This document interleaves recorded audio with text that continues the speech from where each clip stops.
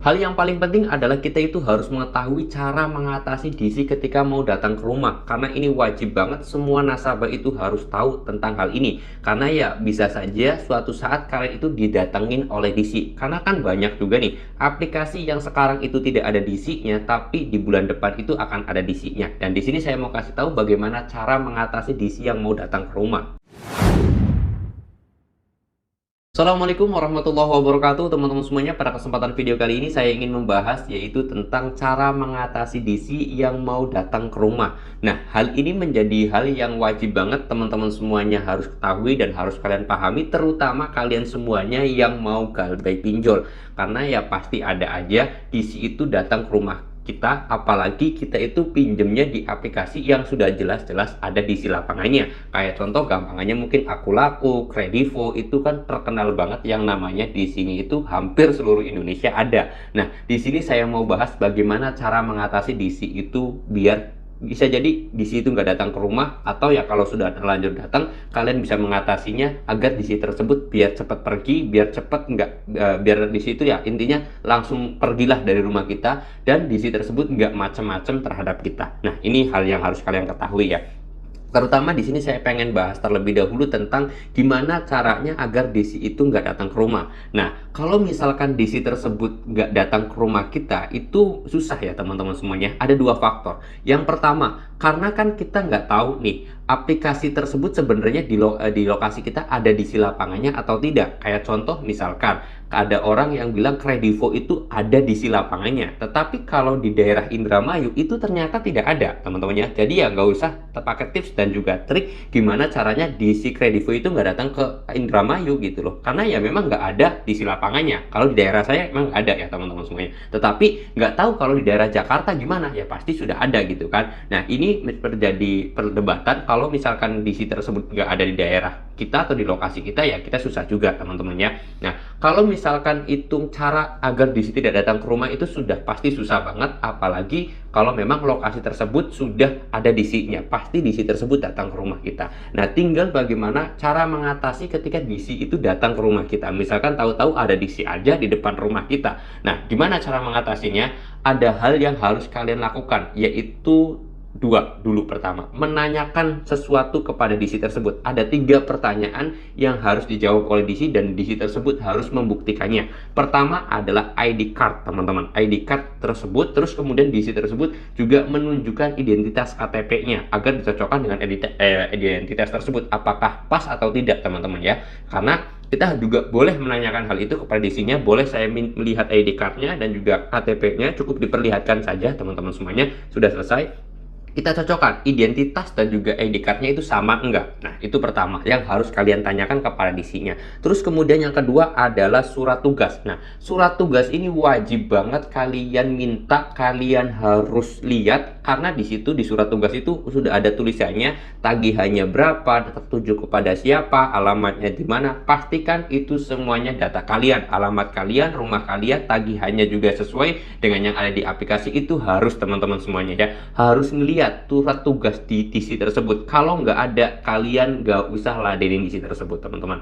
Nah, itu yang kedua, harus ada banget. Yang pertama ID card, dan kalau bisa kalian itu lihat KTP-nya agar sesuai ID card dan juga KTP. Terus kemudian yang kedua adalah surat tugas atau surat kuasa itu. Terus kemudian yang ketiga adalah SPPI, nah atau kepanjangan dari sertifikasi profesi pembiayaan Indonesia. Itu DC itu harus punya sertifikat profesi penagihan teman-teman.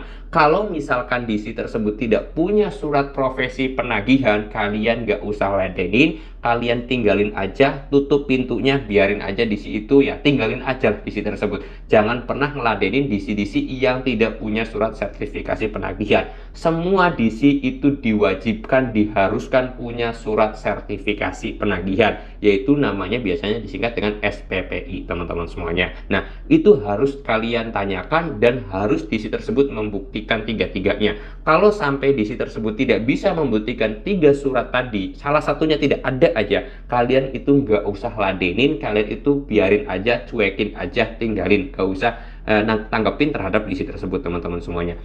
Nah, itu cara pertama atau hal yang harus kalian tanyakan kepada DC. Terus kemudian yang kedua, jika DC tersebut melakukan hal-hal aneh atau DC tersebut melakukan tindakan berbicara kasar, tidak sopan santun, dan yang lain sebagainya, kalian rekam, kalian videokan. Ini menjadi suatu bukti bahwasanya ketika kalian itu nanti entah di pengadilan, entah ataupun di mana, itu menjadi bukti bahwasanya DC tersebut tidak sesuai SOP, DC tersebut telah melanggar aturan, teman-teman semuanya. Itu wajib kalian rekam kalau bisa ya. Kalau DC tersebut semena-mena terhadap kalian, entah berbicara kasar, entah datang ke rumah kalian itu tidak sopan, entah DC tersebut melakukan keonaran, itu wajib kalian rekam biar sebagai tanda bukti, teman-teman semua. Dua ini harus kalian lakukan. Yang pertama, menanyakan surat identitas, terus kemudian surat tugas, dan juga menunjukkan SPPI tersebut, DC-nya. Terus kemudian kalau DC tersebut agak arogan atau tidak sopan, itu kalian harus rekam video. Dan kalau misalkan DC tersebut sampai mengancam mau membawa sita barang kalian, atau membawa kabur barang kalian, atau mau menyegel rumah kalian, atau apalah,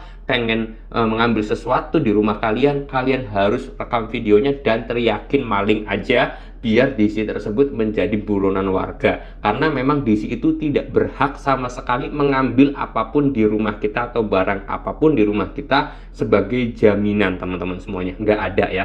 Karena pinjaman online itu maksudnya KTA ya, kredit tanpa agunan. Itu hal yang wajib banget kalian teriakin aja maling. Karena ketika DC tersebut entah ngambil kursi, entah ngambil barang apapun di rumah kalian, itu dianggap maling. Karena ketika kita pinjaman online itu tidak ada yang namanya jaminan barang atau tagihan apa ya, intinya kan KTA ya, kredit tanpa agunan. Jadi nggak boleh barang kalian itu dibawa sama DC tersebut. Oke, mudah-mudahan video ini bisa bermanfaat dan kalian pun bisa lebih siap lagi menghadapi terhadap DC tersebut, dan ini wajib banget kalian lakukan, teman-teman semuanya. Oke, mudah-mudahan video ini bisa bermanfaat dan kalian pun lebih tenang lagi, lebih enjoy lagi. Intinya sih, teman-teman semuanya, kalau didatangin DC ataupun disamperin DC tersebut, jangan panik, jangan takut, enjoy saja. Tanyakan tadi yang telah saya sebutkan, yaitu ID card, terus kemudian surat tugas, dan juga DC tersebut memiliki SPPI atau surat sertifikasi profesi pembiayaan Indonesia atau SPPI. Itu namanya biasa dikenal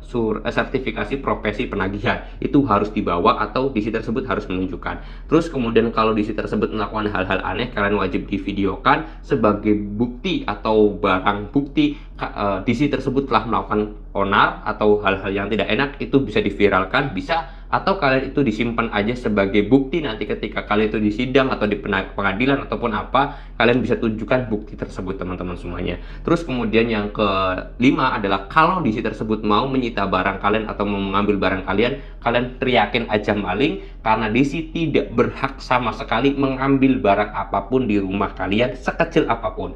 Karena pinjaman online itu namanya kredit tanpa agunan. Nggak boleh ada barang yang disita atau barang yang diambil, karena yang menjadi jaminan adalah data pribadi kita, teman-teman semuanya. Oke, mudah-mudahan video ini bermanfaat. Kalau kalian suka dengan video ini, silahkan di like. Kalau nggak suka, boleh di dislike aja, nggak jadi masalah. Saya mau tutup dulu video ini dengan kata Assalamualaikum warahmatullahi wabarakatuh.